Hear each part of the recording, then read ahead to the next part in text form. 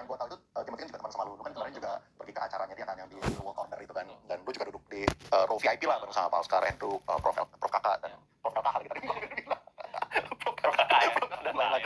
Tapi apa tanggapan lu bro? Menurut gua ini kita ngomong si Bro Tim dulu ya. Menurut gua dia salah satu orang yang hebat sih bro ya. Dia baru umur 24 tahun udah achievementnya sebanyak itu bro. Gua dulu umur 24 tahun masih nyewain alat berat bro. Ya buat makan sih bisa, kaya kagak bisa bro. Cuman gitu-gitu aja gitu, karena beli alat beratnya kan juga nyicil ya. Nah menurut gua Bro Timothy hebat lah. Dia ngerti strateginya, dan menurut gua tuh dia kelebihannya dia berani sih. Dia berani ngomong juga, kalau dia nggak suka dia berani ngomong bro. Kelebihannya juga itu. Karena menurut gua di Indonesia, kalau kita di negara maju ya, kita ngomong di negara maju kayak di Amerika, di Eropa atau di Jepang gitu ya. Lu kalau mau sukses itu lu pintarnya cukup bro. Lu pintar, lu kerja dapat gaji 50 juta, 100 juta udah hidup cukup. Di Indonesia lu pintar doang nggak cukup bro. Lu kalau kerja cuma dapat gaji berapa sih bro? Lu harus berani. Nah makanya biasa orang berani itu salah satunya berani itu keluar lah. Itu berani muncul ke kamera, berani ngomong. Nah menurut gua si Bro Timothy ini salah satu yang berani lah, gue bilang. Bahkan gue aja nggak berani sebelah belakang dia gitu loh. Nah itu kelebihannya dia sih. Dia berani, baru umur 24 achievementnya udah banyak banget bro. Soal dia ngomong LKH ya, Lo Peng Hong ya. Menurut gue itu namanya kayak semua orang ya, pasti ada yang plus ada yang minus lah bro. Kayak gue juga ada kekurangannya juga gitu ya. Mungkin ya Pak Lo Peng Hong juga ada kekurangannya, tapi ada kelebihan. Kita ambil positifnya aja kalau menurut gue gitu bro. So far kalau menurut gue sih yang dia ngomongin, si Lo Peng Hong ngomongin tuh nggak sepenuhnya tuh salah. Ada benernya juga, mungkin ada sebagian yang udah jadul juga. Tapi menurut gue dia tetap sosok yang penting lah di Indonesia. Yang bagus itu apa? Yang jadul itu apa maksudnya? Yang bagus itu karena ada Pak Lo Peng Hong ini, kita jadi ada sosok gitu loh. Oh ada orang yang sukses loh di bidang investasi. Karena kebanyakan orang yang sukses di investasi itu biasanya mereka ngumpet bro. Kayak gue kan ketemu sering hangout sama orang-orang sekuritas gitu ya. Kayak contohnya salah satu foundernya MG Sekuritas gitu ya, Semesta Sekuritas, itu juga orang salah satu yang sukses di saham juga bro. Duitnya juga triliunan. Cuman dia kan mungkin gak terlalu muncul ya. Terus misalnya kayak Bu Miming gitu ya di Samuel Sekuritas, itu juga dia sukses dari saham juga bro, dari modal kecil juga. Jadi sebenarnya orang yang sukses di saham itu banyak, cuman tuh gak kelihatan.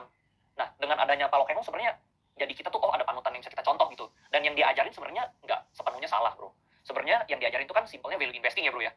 Menurut gua semua hal di dunia ini sebenarnya value investing sebenarnya. Kayak contohnya misalnya kita di kripto atau misalnya di bisnis real pun, lu kan berdagang, lu beli harga murah jual harga mahal. Di saham juga sama, lu beli harga murah jual harga mahal. Di kripto pun sama sebenarnya. Cuman orang menilai value investing itu macam-macam bro. Sama lah kayak misalnya kita punya ilmu bela diri ya. Ada yang bilang karate paling hebat, ada yang bilang taekwondo paling hebat, silat, kungfu, ya, jujitsu. Semua orang lu kalau debat sama mereka merasa dirinya paling hebat bro, gitu loh. Tapi pas sudah di kandang mungkin baru kelihatan, oh ternyata Muay Thai ini yang paling jago gitu. Cuman ya semuanya itu ada alirannya sendiri-sendiri, walaupun bela diri. Nah di value investing pun sebenarnya juga macam-macam bro. Yang intinya itu sebenarnya beli harga murah jual di harga mahal sebenarnya, gitu loh. Kadang bisa juga misalnya murah beli mahal, atau kita beli di harga mahal jual lagi lebih mahal juga sebenarnya masih bisa untung juga bro, seperti itu. Jadi sebenarnya yang positifnya itu ya. Cuman yang negatifnya itu mungkin pas awal-awal ya, awal-awal si Pak Lo Peng Hong berinvestasi, mungkin dia pure value.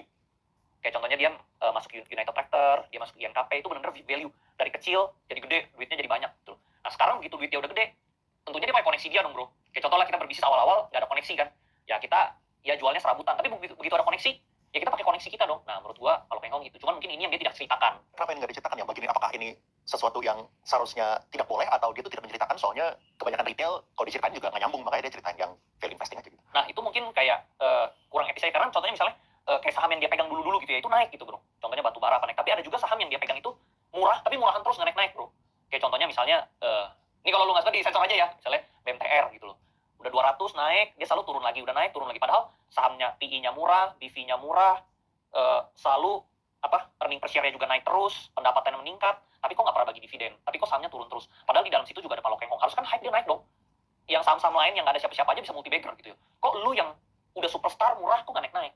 Nah itu ya cuman dia yang bisa jelasin bro. Gua nggak enak kan kalau gua ngomong, takutnya salah ngomong gitu kan. Nah tentunya juga ada beberapa saham-saham dia juga ya, yang di properti, atau misalnya saham dia juga yang di finance ya, yang mungkin Bro Tim sebelumnya juga sebut ya, PNLF atau apa gitu ya. Ya itu murah tapi lama banget, udah dia pegang udah hampir 10 tahun, dan gerak-gerak gitu, baru gerak tuh sebenarnya belakangan ini doang sebenarnya. Gitu. Tapi pas gerak baru mungkin dia dijual sedikit gitu. Mungkin gue pengen gali yang mengenai itu lebih lanjut, cuman boleh sharing nggak sih apa sih contoh-contoh yang calls yang bagus yang beliau pernah lakukan yang bikin beliau tuh menjadi panutan orang-orang gitu? Sebenarnya kalau cerita yang, karena gue sendiri masuk ke saham itu juga karena salah satu juga lihat dia gitu loh. Karena kalau di Indonesia lu nggak ada yang bisa dicontoh, lu juga nggak mungkin ke bidang ini kan, lu mungkin ke bidang yang lain aja gitu. Nah kalau pengen itu salah satu yang ceritanya itu dari duit modalnya 1,5 miliar, terus dia gulungin tuh di saham macam-macam ya, di pertambangan ya jadi 1 triliunan sebenarnya. Itu sebagai motivasi kita sih sebenarnya. Sebagai figur lah ya, sebagai figur. Lu kan juga sempat bilang tadi cara dia menilainya menurut gua. Contohnya misalnya dia value doang gitu. Tapi kan di Indonesia ini banyak nih saham yang value yang murah tapi murahan terus bro, kacangnya jadi kacang kan. Misalnya kita maunya Mercy harga bajai supaya bajai ini one day jadi Mercy gitu loh, tapi ada juga yang Mercy harga bajai tapi selamanya bajai terus bro, nggak naik-naik jadi Mercy. Ciri-ciri khasnya apa? Kenapa ada perusahaan yang murah? Udah obviously murah ya, harusnya kan orang-orang, namanya market kan kita ya tesisnya ini ya, market efficiency gitu ya. Harusnya kan orang malah beli gitu kalau bisa dividen naik, Nah, yang biasa lu harus naik. lihat teman-teman sebenarnya orang bro. Jadi misalnya kayak lu baca-baca ya kunci kesuksesan dia bidang apapun lah, di saham, di bisnis itu kan kuncinya 3. People bro, orang semuanya. Jadi menurut gua lu perusahaannya boleh murah tapi kalau di manage dengan orang yang nggak jujur bro, dia udah naik di TP aja bro, dia udah naik di TP, jadi sahamnya nggak bisa naik bro, udah naik, udah kena harga tertentu dia TP, nanti gua di bawah gua jual lagi. Nah jadi kita sama ya bro ya. Yang membedakan cara gua invest sama value investor yang lain itu, gua lihat ownernya bro, ownernya ini investor atau trader. Kalau ownernya trader, gua anggap saham dia itu juga cuma buat trading doang. Kalau ownernya ini investor, kayak dia visinya tuh jangka panjang, gua mau build company ini dengan jujur, dengan jangka panjang berkelanjutan, gua baru invest dia perusahaan ini untuk jangka panjang gitu bro. Oke, yang ikut masuk berapa orang sih? Kalau member sih ratusan ya bro ya, Ratusan. ratusan Oke, orang sih, udah nggak saya hitung. udah nggak gitu. Dari orang-orang yang lu ketemu seperti itu ya, lu gimana ngebaginya? Dari yang level 0 ke level yang paling atas gitu. Sebenarnya tahapan orang-orang invest itu sama kayak gue dulu juga lah. Awal-awal pastinya lu ikut-ikutan, karena kan lu nggak ngerti kan, lu ikut-ikutan sama apa nih yang bagus. Pertama lu ikut-ikutan, tahap kedua mungkin lu trading. Oh lu udah mulai bisa analisa dikit, tapi lu masih belum tahu nih. Lu belum tahu ilmu bela diri yang mana, lu campur-campur. Lu kadang mau pakai silat, lu campur kungfu, lu campur taekwondo, lu gado-gado gitu loh. Kadang dia technical, kadang dia value, nggak jelas gitu bro. Itu kedua, jadi trading. Trading bisa untung nggak? Bisa untung, tapi nggak bisa untung besar banget bro. Karena sejago-jagonya lu trading pasti ada kalahnya. Nggak ada orang yang trading itu nggak pernah kalah gitu loh. Kalau kita investing itu lebih meminimalisir kerugian gitu bro. Sebenarnya seperti itu. Nah terus kalau lu udah mulai jago mungkin lu mulai bisa hitung value bro. Nah value ini sebenarnya ada macam-macam. Value yang lu cuma lihat murah. Nah kalau gue sebenarnya nggak cuma lihat murah, gue lihat mahal sedikit nggak apa-apa, lebih mahal nggak apa-apa. Tapi gue bisa prediksi bahwa harga kedepannya bisa lebih mahal dari harga ini bro. Jadi misalnya Mercy harganya 1 M, mungkin ini harganya 1,5, tapi Mercy-nya Mercy SLS. Mercy SLS langka bro, udah nggak dijual, udah nggak diproduksi, harganya 8 M. Tuh, kan yang disita, itu langka, jadinya naik terus gitu bro. Padahal harganya murah, nah itu jadi sebenarnya lu nggak harus cari yang murah ke normal, lu bisa juga cari yang mahal kayak lebih mahal. Boleh share sedikit ya, yang satu persatu. Kalau misalnya level 0 sama level 1 kita harus bahas, tapi kita ngomongin yang value investing. Nah apa sih contoh supaya kita melihat sebuah perusahaan ini relatif murah dibandingkan yang lain, itu kita dari mana? Minumannya Murah banyak dibanding yang minum lain. buat Dari menurut gua dari orangnya sih, dari ownernya itu harus ada corporate action bikin perusahaan ini makin gede. Kalau dia nggak ada corporate action ya berarti perusahaannya segini. naik motor Kalau ada corporate action artinya kok dia segini, oh dia tambah baru bisa dimain. kan semalam yang pulang ke sini. Hah? Pulang malam. iya motornya kalau di mana Di rumah sono lagi lah, masa bawa pulang ke sini. kenapa Ya, berangkat tambah di baru. kalau sono? Dia corporate action misalnya buat beli mesin baru, buat tambah pabrik baru, atau misalnya buat ekspansi lahan baru. Saham itu bisa bergerak kalau dia ada ekspansi. Contoh misalnya Walt Disney lah, kita kan bingung kan, ngapain lu beli Marvel segitu mahal, ngapain lu beli Star Wars kayak apa, dia beli itu, lu berapa tahun gak balik modal, jangan salah, dia posisi ininya mungkin gak balik modal, sahamnya terbang bro, market cap-nya jadi jumbo, karena ditambah digabung gitu loh, jadi lu gak mungkin gak untung dari bisnis, tapi lu bisa untung dari sahamnya gitu loh. Oh, kalau misalnya berarti pentingin banget corporate action. Corporate action penting menurut gua. Tapi itu sih buat orang yang level di atas level investing kali. Ya, sekarang dia harus ngerti apa hitung-hitung right issue, corporate action-nya, gitu, valuasinya masa depannya berapa, dia harus ada gambaran gitu. Kalau nggak ada gambaran tuh susah. Tuh. Ya. Kadang orang cuma ikut, oh right issue ya berarti ikutin right issue. Gak semua right issue juga bagus bro. Ya. Ada juga right issue cuma buat bayar utang juga ada juga. Ya, nah itu yang tadi hampir gue ngomong. Jangan sampai nanti orang pikir setiap corporate action itu mereka dari sini pasti bagus gitu. Nggak bagus. Iya. Mungkin boleh share ini nggak supaya kita ada balance nih. Right issue yang nggak bagus itu kayak apa dan kenapa? Right issue yang nggak bagus misalnya, contoh kan right issue itu kan ibarat penambahan saham baru ya, karena ada modal baru yang masuk gitu. Misalnya kita semua, kita sama-sama keluar modal yuk, karena gue mau ekspansi nih. Nah mungkin lu cengin lah bro, mungkin lu juga mau keluar duit lah. Tapi kalau misalnya gue bilang ke lu nih sebagai gue owner ya, tambah modal lagi dong, tapi gue buat bayar utang, atau gue mau buat beli mobil baru, pasti lu nggak mau dong tambah modal. Nah jadi itu artinya right issue jelek. Tapi lu gimana caranya mengetahui right issue yang bagus dan yang jelek? Soalnya apa yang ngomongin di publik belum tentu apa yang akan dilaksanakan. Nah kita harus lihat rekam jejak history orangnya, karena menurut gue orang itu balik ke orang itu bisa. Kalau misalnya kita berbisnis ya, ini berbisnis real ya, kalau lu nggak kenal orangnya lu nggak mau invest tuh. Lu baru invest uang lu gede kalau lu kenal tuh orang dan lu udah lihat rekam jejaknya bagus. Nah seharusnya orang-orang berinvestasi itu dia melakukan hal yang sama di saham. Kalau gue nggak kenal lu, gue nggak mau invest. Nah cuman lucunya di saham ini orang cuma lihat ticker, nggak lihat ownernya siapa, udah langsung beli aja karena naik. Tuh. Bahkan saham yang udah mati aja bro, lu kalau punya modal, bro, lu bisa di bandar, lu bisa hidupin sahamnya. Perusahaannya udah rugi, udah mau bangkrut, lu bisa sahamnya bisa terbang gitu. Semua orang juga kan bisa terbang gitu. Nah ini ngomongin bandar ya, kayak cara bandar bekerja itu gimana sih? Nah sebenarnya bandar itu terdiri dari dua bro. Bandar terbesar yang nomor satu itu sebenarnya ownernya. Tuh. Nah misalnya ada orang yang menjelek-jelekin sahamnya, saham ini semua curang tuh. Ada permainannya licik bro, di bidang apapun, di bidang kripto juga ada bro. Saham ada yang gorengan, perusahaannya jelek, digoreng supaya naik. Kripto juga orang bisa bikin bro, altcoin yang jelek dipam, bahkan di meme coin kan gak ada fungsinya bro, cuma gambar-gambar anjing doang, dipam naik terus dibarak bro. Bahkan yang udah gede-gede aja kayak FTX gitu, Sarapul atau Luna dulu, Sarapul juga gitu. Nah di saham juga sama, di bisnis real juga sama bro. Contohnya misalnya kayak gue berbisnis beberapa kali bro kena tipu, gue juga pasti pernah kena tipu gitu kan. Jadi menurut gue sesuai kayak gue ajarin di kelas itu biasa tuh dunia ini tuh biasa tuh 80-20 rules bro. Yang jelek itu pasti 80%, yang bagus itu 20%. Di saham juga sama, saham yang bagus itu 20%, 80% itu jelek. Di kripto juga sama, mungkin yang bagus juga cuma 20%, 80% itu semua bullshit lah gitu loh, cuma buat cari-cari duit doang gitu loh.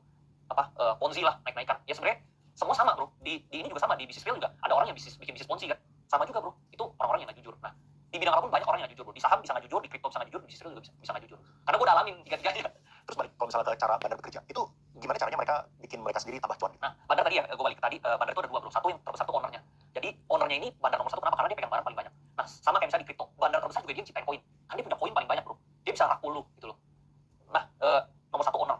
Dia bisa ini contohnya dia salah satunya misalnya kayak lu IPO. Itu juga, nah ini yang gue agak suka sama BI ya sebenarnya ya. Dia tuh nggak seleksi, nggak pilih-pilih gitu loh.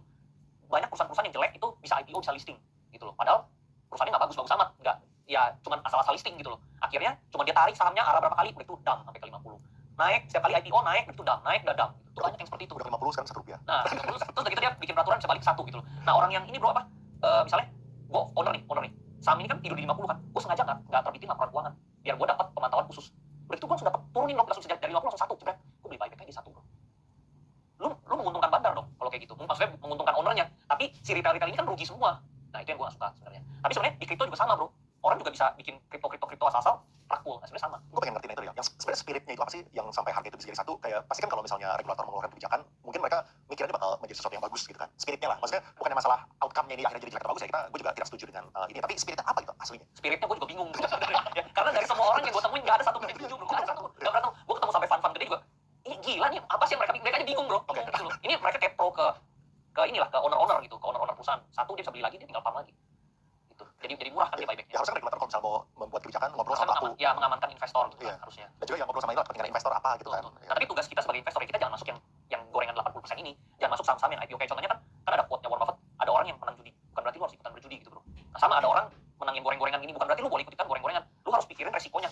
Lu bisa untung tapi lu bisa rugi juga lebih dalam gitu bro. Lu masuknya yang 20%. Jadi sama kayak misalnya kita pergi ke supermarket. Kan di situ ada buah yang bagus sama ada buah yang busuk. Lu harus bisa pilih dong. Ya kalau misalnya lu punya istri gitu, pasti kan suruh bini lu pilih, oh yang bagus nih, yang buahnya jangan yang busuk gitu. Pasal pilihnya yang busuk gitu loh. Berarti balik ke yang tadi bro, kalau misalnya bandar kita kan ada dua ya. Pertama itu adalah ownernya. Jadi supaya kita Makanya kita harus tahu ownernya bro. Kita harus tahu ownernya, kita harus tahu rekam jejaknya. Kalau nggak ada rekam jejaknya, ya jangan masuk. Kayak misalnya, lu nggak kenal gue, lu kan nggak mungkin undang gue kesini, Iya, gitu loh. iya. Jadi, lu cuman cari orang yang kredibel aja. Kalau lu nggak kenal, lu cari tahu. Kalau lu nggak bisa cari tahu informasi yang ada, mending ya move on aja masih kepentingan yang lain. iya, Nggak cari perlu yang lain. dipaksain. Iya. Itu cari yang lu ngerti aja gitu loh. Benar-benar. Terus yang tipe nomor 2 apa? Nah, tipe nomor 2 itu sebenarnya pihak 3. Pihak 3 itu sebenarnya ada retail yang uangnya udah gede, dia juga sebenarnya bisa mainin bro. Karena nggak semua owner itu kan juga ngerti saham. Ada yang owner itu tidak ngerti saham. Nah, dia carilah market maker di pihak 3 ini bro. Misalnya perusahaan itu kepemilikannya 100% gitu ya bro ya. Publiknya 20%. Nah, sebenarnya si bandar market maker pihak 3 ini dia cuma perlu habisin publiknya doang. Udah gitu dia otomatis jadi bandarnya bro. Gitu. Atau misalnya publiknya 40%, dia habisin barang di 40% ini udah jadi bandarnya bro. Yang penting dia make sure si owner yang punya 60% ini nggak buang barang. Gitu. Ya mau nanya itu deh. Mungkin yang pertama ya, kayak kepentingannya masing-masing itu apa? Tadi kan lu bilang ada owner yang udah agen perusahaannya, tapi dia nggak ngerti cara kerja saham gitu kan. Makanya dia bekerja sama dengan market maker gitu kan. Tujuannya apa? Buat dua-duanya ya? Buat owner itu end goal-nya apa? Buat si bandar end goal-nya apa? Tujuannya simple as cari duit sih bro. Terus sistemnya mereka biasa bagi hasil. Jadi si owner kepengen harga itu naikin, harga Naikin sahamnya. terus lu jualin, naik terus lu jual, naik terus lu jual gitu loh. Itu keuntungannya bagi dua biasanya seperti itu. Kalau misalnya gitu berarti yang dijual itu dari porsinya si bandarnya. Dari porsi tergantung kerjasamanya. Bisa juga misalnya gue punya owner shares gitu loh. Tapi biasanya nih owner itu biasa misalnya dia punya publiknya 30%. 30% ini nggak semuanya itu berarti ini punya masyarakat retail. 30% ini bisa jadi masih dipegang ownernya tapi atas nama nomini nama orang-orang bro. Nah, dia bisa mainin nih 30% ini bro. Dia nggak mengurangin 70% karena kalau dia keluar dari yang 70% dia Persepsi keluar. orang ya. Persepsi Keluar orang iya. juga jelek. Wah, ownernya jualan, orang panik gitu loh. Nah, dia jadi maininnya di 30% yang barang di publik ini. Cuma dia pakai nama-nama teman-temannya atau nama-nama karyawan-karyawannya biasa gitu. Nah, dia mainin di sini bro, yang 30% ini. 30% ini kalau lupa bro, misalnya dari anggap ya saham-saham gorengan itu kan market cap-nya di bawah 1T. Contoh misalnya valuasinya cuma awalnya 100M. Dia pump 10 kali jadi 1T bro. 30% dari 1T kan 300 miliar bro. Tinggal dia pikirin gimana caranya dia bisa keluar. Kadang nggak semua market maker itu juga bisa untung bro. Mereka juga bisa rugi. Resikonya mereka apa? Kan mereka udah kerja sama owner. Nah, ruginya mereka misalnya naikin nih, ternyata nggak ada yang beli, nggak liquid. Itu problemnya mereka. Gimana cara untuk meningkatkan likuiditas? Soalnya kan kalau misalnya harga naik nih, apakah itu salah satu caranya harga naik? Oh, orang-orang pada FOMO kan jadi pada beli gitu. Biasanya mereka cari buzzer. Cari buzzer sama mereka tuh bayar media bro, biar keluar berita-berita. Makanya kita harus sebagai investor kita harus pintar. Kita harus bisa milih mana yang news beneran, mana news yang fake news. Nah, gimana caranya bro? Nah, kayak Donald Trump bilang fake news gitu. Nah, itu lo harus bedain kayak misalnya berita kayak contohnya misalnya lu pergi ke pasar gitu. Ya, sebenarnya tuh berita biasa gitu loh. Gak bakal berubah apa-apa. Cuma orang udah hype duluan gitu. Contoh misalnya perusahaan batubara ini dapat kontrak batubara. Ya namanya perusahaan batubara emang selalu dapat kontrak lah, tapi orang biasa udah hype. Nah, biasanya tuh banyak gorengan-gorengan beli news gitu. Kecuali beritanya itu ada corporate action, ada investor baru, misalnya dari mana, dari Hong Kong, dari Jepang. Nah, itu mungkin itu bisa move, benar-benar move gitu. Kalau yang tadi mah cuma berita-berita kecil lah bro. Ya, business as usual sebenarnya. Exactly. Business as usual. Nah, Kecuali kalau misalnya kontraknya mungkin di outlier ya, di luar dari kebiasaannya. Biasanya 1T, tiba-tiba dia dapat kontrak 5T, nah itu mungkin newsworthy gitu. Nah, jadi lu emang harus pintar-pintar pilih-pilih bro. Pilih-pilih news. Kalau misalnya tadi kan buat si bandar ini bisa bekerja, dia kan kerja sama dengan owner. Yes. Ada yang bekerja sama owner, ada juga yang enggak sebenarnya. Oh, dia hajar aja Kalau yang langsung enggak itu gitu. dia bisa lihat-lihat. Oh, ini saham udah tidur, nggak gerak, nggak kemana-mana. Oh, gue mainin aja. Tapi ada resikonya, Ada resiko. dia terbangin, owner jualan. Ada resiko betul. Tapi ada beberapa saham itu tidur. kayak dulu family gue juga pernah IPO kan. Itu family gue tuh nggak ngerti saham, jadi sahamnya tidur. Ya seperti itu. Nah dia main-mainin tuh. Sama apa di bro? Kita ada di bank sama di tambang. Boleh ngomong tikernya apa atau? Pikiran kan orang-orang sebagian udah tahu lah. Ya boleh itu ngomong lah. Ya BBHI sama dulu kita ada tikernya Aldi ya. Aldi. Itu tambang. Ya mungkin gara-gara itu juga lu jadi punya perspektif yang berbeda kali ya. Soalnya lu udah di sisi orang yang IPO-in dan investor juga. Betul. Jadi kalau saham mah, kenapa gue majority masih di saham gitu, orang-orang mungkin pada pindah ke kripto karena mungkin di saham itu gue udah paham luar dalam gitu loh. Jadi kalau di kripto mungkin gue masih bisa dibegoin lah kayak gitu. Kalau di saham tuh ya gue nggak lebih teliti lah. Berarti berapa persen porto lu di kripto sekarang? Kalau di kripto jujur mungkin masih dikit banget bro, mungkin masih 1%-an lah, masih di bawah 5M. Lu nggak investasi lain di luar dari saham Indo dan kripto ya? Kayak Saham Amerika US tuh gitu. cuma ratusan juta, lebih kecil lagi bro. Gitu lagi. Kecil lagi, jadi kripto sama di saham Indo aja. Iya, iya. Karena saham Indo menurut gue tugas lu itu cuma naikin capital, begitu sebenarnya lu main dividen tuh enak banget. Boleh share nggak sih bro, kayak ada nggak contoh yang dimana si bandar ini udah kerja sama duluan, udah ngomong gitu ya sama si ownernya, kita mau kerja sama, tapi abis itu si ownernya nggak backstep dia gitu. Banyak bro, Oh, itu banyak juga. Di dunia ini namanya duit, kan lu gak bisa percaya orang 100% ya. Itu banyak banget bro. Contohnya misalnya lu udah kerja sama ya, nanti gua naikin sahamnya, begitu dinaikin sahamnya, tiba ada yang buang barang 50.000, karena maksimum buat buang kan 50.000 lot tuh. Dia buangnya 50. Nah, terus kalau misalnya disalahin, enggak, bukan gue yang buang kok. Tapi kan kita juga nggak tolong. Masa ada orang retail punya barang 50.000, banyak banget gitu. Pasti kan dia. Nomininya. Yes. Jadi biasa kayak contohnya misalnya waktu valuasi perusahaannya 100 miliar, mungkin enggak bro, gue gak bakal buang 100 miliar. Terus tiba jadi 1T atau 2T bro. Ngiler. Itu ngiler ya. Seandainya nih, lepas saya nih 10% bro. 10% udah 100 miliar loh. Udah enak. Sampai lu mati kalau nggak foya-foya udah enak. Nah, jadi dia tergiur. Biasanya dia backstep si market maker-nya gitu loh. Hal-hal kayak gitu kan bro, ini kan bukan informasi yang kebanyakan orang retail itu bisa baca. Betul, ini mungkin gue kasih taunya juga berlebihan kali. Jadi gue takut sendiri nanti ya. Iya, dan apa advice lu buat orang-orang retail, investor di saham, dan mungkin emang tidak disalahkan juga ada orang tuh yang skeptis sama saham kan, soalnya emang ada permainan yang kotor seperti ini gitu. Walaupun yang tadi itu gue juga setuju lah, di kripto pun juga nggak 100% mesti juga sama aja Di kayak. bisnis real juga banyak tuh yang tipu-tipu kan. Benar-benar. Tapi kan tujuan kita ngobrol gini kan juga buat edukasi kan, gimana caranya supaya retail itu nggak kejerumus sama apa namanya kayak jadi mereka jadi nyangkut gitu kalau misalnya ada bandarnya, ada owner yang jahat gitu. Tadi kan lu udah kasih tahu pertama ownernya kayak gimana, track record dia. Berarti kan mungkin ini bukan perusahaan yang pertama yang di IPO-in gitu kan. Berarti caranya adalah lu lihat si owner ini dulu perusahaan-perusahaan IPO sebelumnya seperti apa track record-nya gitu kan. Oke, ada lagi nggak selain itu? Menurut gue lu harus teliti lah. Itu sebenarnya basic bro. Sama lah kayak lu bisnis gitu ya. Lu harus pay attention to detail bro. Kayak lu hal-hal kecil lu perhatiin gitu loh. Itu biasanya misal itu tuh penting bro. Itu kayak lu bisnis nih, misalnya lu di bidang akuntansi tapi lu nggak teliti, lu hilang duit bro. Nah ini juga sama, kalau lu harus teliti, lu harus pelajarin semuanya lah. Jangan cuma lihat value doang. Mungkin yang dijelekin mungkin Bro Timothy ke Pak Lokeng, mungkin Pak Lokeng itu cuma ngajarin value murah. Sedangkan di bursa saham Indonesia tuh banyak yang murah tapi nggak kemana-mana gitu loh. Jadi nggak cuma sekedar murah. Dilihat juga kredibilitas ownernya. Dilihat juga misalnya dia bisa berkembang jadi lebih gede nggak. Kalau misalnya murah tapi dia nggak berkembang kemana-mana, ya dia susah bro. Kayak naiknya organik tuh susah.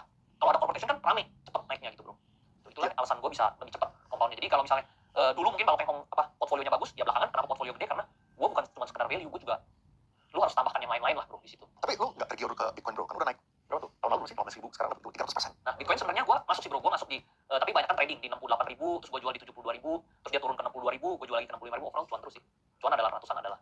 Tapi gue ada juga masuk altcoin, sempat untung juga, tapi ada juga yang dia lagi turun, tapi menurut gue dia bakal balik sih. Apakah orang yang investasi di saham bisa lebih cuan daripada orang yang investasi di kripto? Sebenarnya bisa-bisa aja bro, tergantung marketnya lagi gimana. Contoh misalnya kayak pas di 2020 itu kan market saham bullish banget kan, itu saham lebih bullish daripada kripto bro. Terus tahun depannya kriptonya lebih bullish, terus tahun depannya batu baranya bullish banget. Jadi sebenarnya sama lah kayak kita berbisnis gitu ya bro, kayak misalnya kita berdagang lah ya, ada saatnya kita rame, ada saatnya kita sepi bro. Di saham juga sama, ada saatnya kita rame, ada saatnya kita sepi. Di kripto juga sama, mungkin sekarang kelihatannya kripto wow banget karena memang dia lagi rame. Tapi ini misalnya halvingnya udah selesai, terus udah gak ada apa, mungkin nanti ada saatnya dia sepi lagi. Kayak sekarang mungkin udah kelihatan mulai berkurang, lebih sepi dibanding yang sebelum halving gitu loh. Nah, halving itu sebenarnya mirip kayak sentimen corporate action. Saat ada corporate action dia jadi rame gitu bro. Saat udah selesai corporate action dia jadi sepi. Nah, Bitcoin juga sama. Jadi sebenarnya ini dua hal itu mirip gitu bro. Tapi kayaknya kita yang penting itu harus bisa memposisikan diri di mana yang paling cuan. Cuman susah banget ya kayak misalnya lu masuk ke saham terus Bitcoin itu saham kan tidak. Susah. Kalau tidak ada signifikan susah. Susah karena kayak contohnya misalnya ada siklus pas batu bara bullish, gue nggak dapat keuntungan kan. Di bank digital gue pernah, di bank digital gue pernah, tahun depannya di batu bara gue nggak pernah, karena gue masukin pani waktu masih tidur. Tahun depannya paninya terbang, paninya 415%, batu baranya hancur. Nah, sama sekarang saya paninya lagi tidur, sekarang Bitcoin yang lagi naik. Jadi memang siklus gitu rame terus sepi, terus rame terus sepi. Nanti juga bakal ada kalanya Bitcoin sepi, nanti si saham bakal naik lagi, rame lagi. Baru ini kalau misalnya kita ngomong emiten yang spesifik, ini bukan financial advice ya. Gue di sini tuh apa ya? Gue nggak mau ngesensor, soalnya supaya itu bisa dijadikan contoh. Nggak enak kan kalau misalnya orang dengar contoh di sensor gitu kan. Tapi makanya kayak gue harus make sure ini jelas bahwa ini tuh bukannya advice kita buat Andri buat Rifani atau gue tinggalin di sini supaya kita tuh bisa belajar gitu. So kadang-kadang orang ngomong gitu bro, kayak gue lagi ngobrol sama siapa gitu, kita pakai contoh apa BCA atau Andri apapun. Lu pom BCA Andri, aduh ini cuma contoh, kita belajar gitu ya. Sama kalau gue ngomong gitu juga dipikir gue mau jualan lah, dipikir kalau lagi naik nih gue ngomong nih, oh Andri mau jualan. Kalau lagi turun dia bilang lagi jelek. Jadi lu nggak pernah bisa benar, selalu salah. Tapi gimana bro? Kalau misalnya sekarang tadi kan lu sempat mention bahwa saat ini saham Indonesia lagi merah recently lah. Apalagi BRI itu minus 23% itu satu bulan ya. Alasannya apa bro? Alasan utamanya? Sebenarnya ini ada sentimen sama luar negeri bro. Di Amerika itu selalu ada quote sell in May. Jadi setiap bulan Mei selalu merah bro. Di tahun lalu juga sama. Gitu. Jadi yang keluar dari blue chip Indonesia itu rata-rata asing. Jadi kalau kita baca berita-berita asing keluar take profit 40 triliun gitu, gede-gede duitnya. Nah, asing keluar ini karena sentimen sell in Mei. Nanti biasa di bulan Juni dan Juli dia masuk lagi. Ada alasan tertentu nggak kan? Apakah itu masalah? Itu pertama ya. Terus kedua, gara-gara BI juga naikin rate-nya juga kan. Karena rupiah kita kan inflasinya gila-gilaan. Dia sengaja naikin suku bunga supaya orang-orang balik beli rupiah lagi, pegang rupiah, jadi inflasinya bisa terjaga, jadi rupiah bisa turun lagi itu harganya. Berbanding sama US dollar bisa seimbang. Jadi orang banyak, oh tarik aja lah dari saham daripada masih sepi dan resiko, udah gue pindahin aja ke bank bunganya gede. Gitu loh. Yang kena dua momentum ini, Jadi merah. Yang saat ini itu ada alasan fundamentalnya nggak sih? Misalnya kayak apakah ini terkait dengan mereka laporan perpajakan US gitu, jadi supaya mereka realize yang unrealized gain-nya sama unrealized loss-nya mereka ada atau enggak ada gitu pokoknya berdasarkan statistiknya. berdasarkan detailnya sih gue kurang paham kenapa, tapi memang kalau setiap bulannya itu mereka gitu bro, sell in Mei aja gitu. Nanti masuk lagi di bulan Juni atau Juli biasanya begitu. Ini gue pengen ngomongin emiten-emiten spesifik buat kita belajar ya. Ada nggak sih yang misalnya kayak banking sector gitu ya? Itu kan pada turunnya lumayan dalam-dalam kan. Yang tadi paling utama itu kayak BRI itu. Lu ada pandangan nggak? Ini isunya di mana? Apakah itu cuma masalah isu di yang tadi gara-gara suku bunga itu dinaikin atau ada alasan lain? Kalau blue chip itu rata-rata kebanyakan gara-gara asing keluar, karena duitnya kan gede banget. Nah itu sebenarnya dia udah jadi kayak market maker juga. Sebenarnya kripto juga sama. Kalau lu duitnya banyak, lu bisa menggerakkan market juga bro, seperti itu. Nah jadi gara-gara si asing-asingnya pada keluar jadi drop. Tapi menurut gua justru kesempatan belinya sekarang bro. Justru kesempatan beli saham atau apapun itu, instrumen apapun ya, misalnya kayak contohnya Bitcoin gua juga bilang waktu itu, ini 15.000 bagus nih boleh beli. Tapi jujur gua sendiri nggak beli. Gua cuma nawarin orang karena gua masih punya portfolio gede di saham lah. Gua belum bisa keluar gitu karena ini juga bagus juga.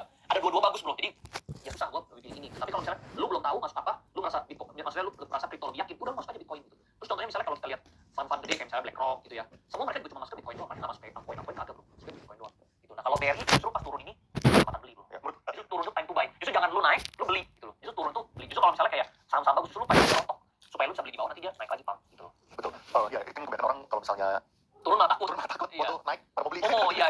Kembali kalau misalnya kita beli barang gitu, kalau misalnya kita dikasih iPhone diskon udah pernah ngantri gitu. Iya, nah jadi memang mindsetnya tuh salah. Jadi kebanyakan kayak retail yang baru masuk itu dia mau beli, dia mau untung besok bro.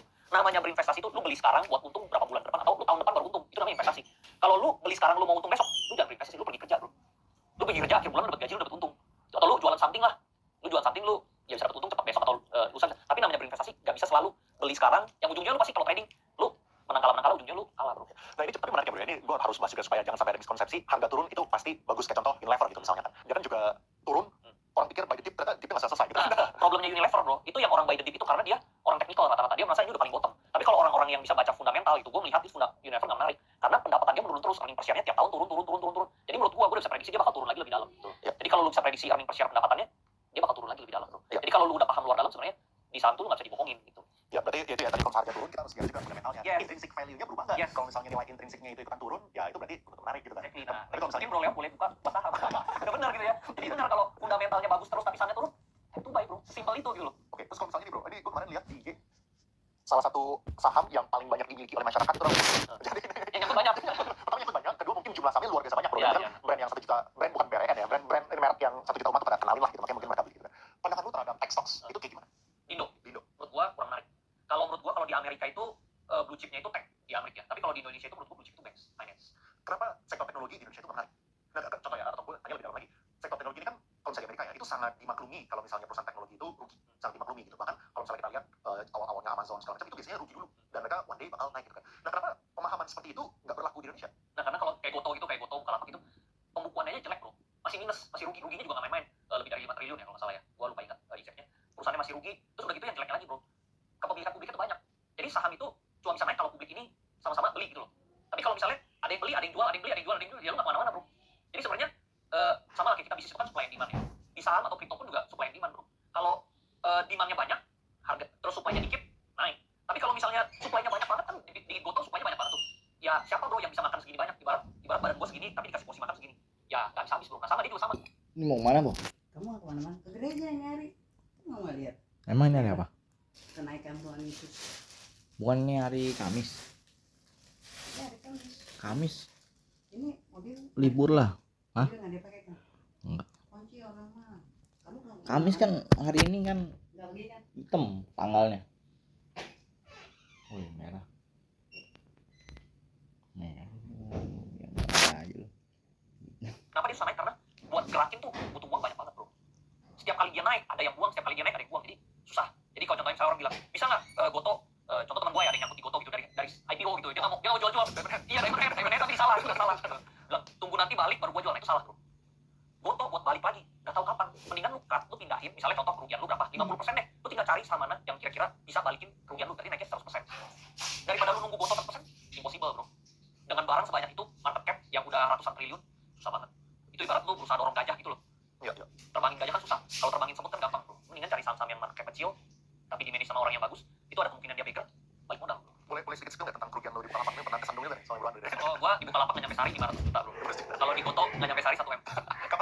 Goto. Di Goto awal-awal tahun ini lah. Gue sebenarnya beruntung bro. Dari dia di 80-an gue trading dia untung terus. Untung. Tapi tuh gue salah. Gue beli di 108 gue beli lagi. Pas gue beli lagi karena ada isu TikTok. Ternyata semua dump, semua buang. Yang fund gede asing juga buang. Terus yang pegang barang-barang banyak juga pada buang. Jadi ya udah. Sekali lagi ini kita diskusi ya, ini ya kalau misalnya teman-teman. Soalnya teman-teman yang masih percaya sama Goto ya silakan. Teman-teman yang nggak percaya sama BRI silakan masuk juga. Ini Ya, dan beli. ini cuma masalah diskusi yang ya kan silakan teman-teman mau dengerin atau kayak serah pencet beli tangan sendiri jual tangan sendiri Untung lu gak bagi-bagi. Terus kenapa rugi lu salahin kita ya? rugi nanti di ngomongin gitu. Kalau misalnya digital banking menurut lu gimana pandangan lu? Menurut gua agak pesimis sih. Jadi gua udah untung banyak dari digital banking. Gua sekarang gak masuk lagi di digital banking. Karena yang gua lihat tuh dulu gua pikir tuh Indonesia bakal kayak China bro. Kalau di China lu beli sate aja pakai QR. Gitu loh. Karena digital banknya itu ngalahin conventional bank. Tapi di Indonesia ini si BCA itu terlalu kuat bro. BCA itu nggak terkalahkan. Jadi gue nggak merasa kayak Arto atau yang lain-lain digital bank itu bisa ngalahin BCA. Dia terlalu gede. Bahkan kalau top 10 brand bank terbesar di dunia, BCA itu masuk top 10 bro. Jadi dia kuat banget, nggak tergoyahkan, udah kayak monopoli lah. Semi monopoli kuat banget gitu loh. Mungkin hampir kita di Jakarta mungkin selalu ada rekening BCA lah. Gitu. Jadi susah banget buat digantikan. Nah pas gue pakai bank digital juga bikin akun susah banget bro. Misalnya lu bayar internet susah. Ada misalnya lu dapat virtual banking kode virtual lu bayar nggak bisa. Lu bisa pakai BCA. Akhirnya lo balik lagi BCA. Jadi menurut gue challenge-nya banyak. Kalau dia bisa selesai challenge ini, ya mungkin dia bisa. Cuman buat sekarang tuh banyak. Dan si BCA itu kan, BCA itu kan bidang finance bro ya. Kayak kita tahu semua bidang finance itu semua itu soal capital. Lu kalau capitalnya gede, lu untung sedikit aja lu untungnya gede bro. Tapi kalau lu bank kecil, capital lu kecil, lu nggak bisa berkembang bro. Lu untungnya karena di finance itu kan untungnya tipis. Lu untung tipis, lu mau baru mau ekspansi tapi lu geraknya di sini habis terus buat cost. Sedangkan BCA kan gede nih. Dia cuma cas satu rekening biaya bulanan aja bro. Tapi dikali segitu banyak orang, dia cuma dengan biaya bulan dia udah bisa bayar gaji satu karyawan di Indonesia bro. Gitu. Karena permainan angka lah. Economic scale lah, Ya. skalanya udah gede banget gitu. Oke, terus kalau misalnya gini, kalau misalnya saham yang orang-orang tahu lah, lu dulu banyak di situ. Ya, gue nggak tahu lu masih ada atau nggak ya, panik gitu. Pandangan lu sih gimana? Nah, kalau menurut gua nggak bisa bahas di sini karena menurut gua orang-orang harus belajar dulu lah money managementnya. Mereka harus tahu dulu pilih sahamnya yang bagus. Jadi belinya itu nggak cuma ikut-ikutan doang bro. Kalau ikut-ikutan nanti lu nyangkut gitu, salah-salahan. Padahal mungkin hari ini turun, tapi kan contohnya tahun depannya bisa naik gitu ya. Kayak contohnya sama juga kayak misalnya gua ngomongin orang beli saham Bumi bro. Bumi bagus nih, terus komplain mulu bro. Tiap hari cek, nih Bumi kemana nih? Akhirnya beneran naik arah kemarin ini.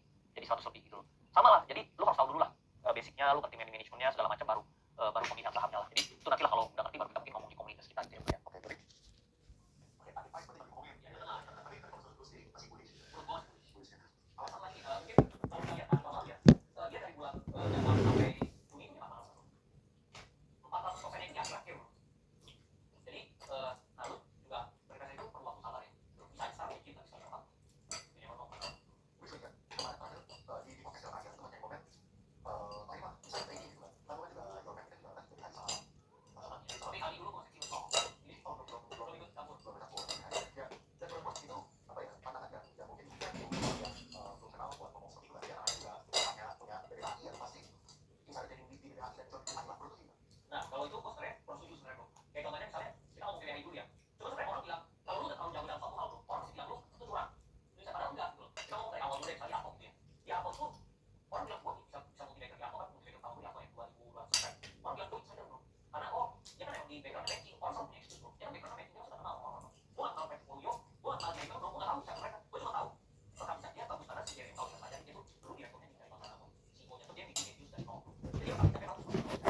Terus market cap kecil terus gua sebenarnya tahu ada corporate action gitu loh karena gua tahu peraturan bank bahwa bank itu harus menaikkan modal inti gitu loh setiap tahun itu naik 1 triliun karena dia nggak punya modal dia pasti diinjek sama investor lain jadi gua benar-benar nggak ada insider bahwa gua ini gua cuma pelajarin aja bahwa kan itu sebenarnya pelajarin gua bisa dari lu bacanya berita bahwa bank perlu menaikkan modal inti kalau dia tidak tercapai modal intinya dia bakal turun jadi BPR ya mungkin lah lu bangun bank ratusan miliar turun jadi BPR nggak ada yang mau bro gitu sedangkan BPR kan modalnya kecil nah jadi di Arto itu gua benar-benar pure analisa gitu bahkan gua kasih tahu gua masih ada postingan di YouTube gua dulu masih jadul masih jelek dulu Oh sekarang masih ada gitu bahwa gue bilang nih Arto ini bagus nih bahkan tuh Arto ini masih pertama kali sebelum rank isu 1 bro gitu nah termasuk di BBHI juga orang tua gue itu jual di harga 149 gue baru beli BBHI itu di 177 berarti itu naik hampir 20% udah dijual dia udah naik baru gue beli dan gue belinya bro 200 juta kalau gue tahu insider bro gue saat itu udah pegang Arto itu nilai kekayaan Arto tuh udah belasan miliar gue tarik semua belasan miliar gue dari Arto ke BBHI gue sekarang gue di BBHI doang udah ratusan miliar bro nyatanya enggak kenapa karena gue cuma masukin 200 juta terus dia tetap gue nyangka tadinya 177 gue masuk gue pikir tuh dia di 300 atau 400 tuh dia udah tinggi banget lah gue mau jual di harga segitu nggak nyangka dia naik tiba cepet bro nggak ada yang tahu tiba dia naik cepet ke 1000 dari 1000 naik langsung ke 2500 dari 2015 dia ARB berjilid bro nah dari ARB berjilid itu sebenarnya gue udah ada jual sebagian nah kalau gue tahu insider gue nggak mungkin gue jual dong gue udah jual sebagian tapi gue beli lagi di 1000 gue beli lagi di 1000 tapi kali ini gue belinya 1 miliar lebih nah di 1000 ini gue bilang ke orang-orang ya gila semoga aja bisa jadi 5.000, tapi tiba-tiba jadi 10.000 bro. Itu gue gak ada yang tahu, gue pikir tuh semoga aja bisa 5.000, tapi target gue paling ya 3.000, 4.000, nggak nyangka jadi 10.000. Jadi gak ada yang tahu. Dan pas BBH ini, semua keluarga gue tuh udah lepas. Dan perusahaan ini pegang CT, gue gak kenal CT bro. Oh jadi waktu BBHI keluarga lu nggak ada yang pegang? Gak ada, satu keluarga pun gak pegang. Baru pas dia udah naik ke 1.000-an, baru gue kasih tau adik gue, lu coba beli deh, ini kayaknya menarik nih. Kayaknya dia ada plan sesuatu, kayaknya BBH ini bisa jadi the next Alto. Tapi itu cuma apa, kayak visi aja gitu bro. Kayak imajinasi gitu, ya kayak kemungkinan bisa, tapi ada kemungkinan juga tidak. Gitu loh bro. Nah, waktu berarti keluarga lu tuh lepas BBHI di harga 140, 149. Yes. Gue masuk tuh di 177. Nah, ada nggak sih pemikiran, ini tentu kalau misalnya gue ngomong kayak gini gampang ya, gue ngomong kayak gini gara-gara kita datang ke belakang ya. Tapi saat itu ya, ada nggak sih pemikiran, oh kalau misalnya di take over sama ACT, dibeli 144, nggak mungkin lah, sahamnya nggak ada apa-apain, pasti kan sahamnya dinaikin. Betul, bukan pemikiran juga ke sana. Karena ada juga misalnya bank-bank lain kayak misalnya DBYB atau misalnya Amar, kan dia nggak naik. Walaupun udah ada investor dia nggak naik. Nah ini gue juga nggak tahu naiknya bakal kemana. Gue cuma tahu kayaknya bisa naik nih. Makanya tadi gue bilang targetnya mungkin ya 400 lah, beggar sekali. Gue juga nggak nyangka gue tiba jadi terbang jadi 2.500. Itu alasannya gara-gara apa bisa terbang sampai segitu tinggi? Nah kalau yang sekarang gue pelajari karena semua karyawan-karyawannya CTCom itu beli. Karyawan-karyawan CTCom dia beli. Jadi sahamnya rame. Jadi ramenya bukan gara-gara gue, gara-gara mereka sendiri gitu loh. Gue cuma numpang sebenarnya. Dan gue masih kecil banget gitu loh. Makanya udah beggar gitu banyak, keuntungan gue masih ya baru hampir 20 lah. 20 miliar? Iya, Dari 20. Dari 1 miliaran. Dari 1 miliaran. 1 miliaran. Ya, jadi sebenarnya itu lu lihat itu undervalued dan lu lihat ada story-nya. Sebenarnya itu undervalued, nggak undervalued banget sih. Oke. Cuman gue merasa kedepannya harganya bisa lebih mahal, market cap-nya. Kenapa market cap-nya bisa lebih mahal? Karena saat dibeli sama CT, itu kan valuasi company cuma 500M kan. Peraturan BI kan saat itu bank itu harus minimal modal ini 1T setiap tahun. Berarti ada penambahan 500 nih. Justru alasan dijual itu kan karena kita tidak bisa nambah modal. Artinya bakal jadi gede dong, market cap-nya dong, minimal 1T dong. Kan nambah modal, ibarat awalnya 500, nambah 1T, ibarat jadi 1,5 dong. Itu pemikiran simpel kayak gitu aja bro. Terus udah gitu kan, ada peraturan lagi bahwa tahun depannya harus nambah lagi 1T. Tahun depannya lagi harus nambah sampai 6T. Jadi gue hitung-hitung aja, minimal 6T. Kalau 6T, harga sekarang valuasi 500M, dia bisa beda berkali, tapi bisa di ISD ini cuma modal sabar aja gitu. Nah di BDI ini gue juga pernah ARB banyak bro. Orang cuma lihat enak ya. Terus gue orangnya nggak pelit bro. Gue kalau misalnya ada insight sesuatu, gue pasti sharing. Kayak di Arto tuh gue sharing. Jadi gue tuh terkenalnya nggak sengaja, karena gue sering sharing gitu loh. Di BBHI gue sharing. Terus orang ngatain gue insider, lu semua udah gue sharing insight gue yang sama gitu loh. Gue juga nggak ada insight, ini cuma pemikiran gue, tapi gue kasih tahu ke lu. Tapi lu tangannya paper hand. Tuh, udah untung dikit lu jual, Tapi ada juga bro temen gue yang karyawan tuh, udah kaya banget udah beli apartemen, beli rumah, beli mobil gitu. Tapi mungkin 80% tuh udah jual duluan. Balik lagi ke 80-20 rules bro, 80% itu masih kalah, Rendam 20% tuh. itu yang menang gitu. Karena dia punya something ya, mungkin Ntar kalau berani, dicuci sabar, nggak kerak. Ya, pokoknya lebih sesuatu. gue sempat lihat juga lu punya komen di topik.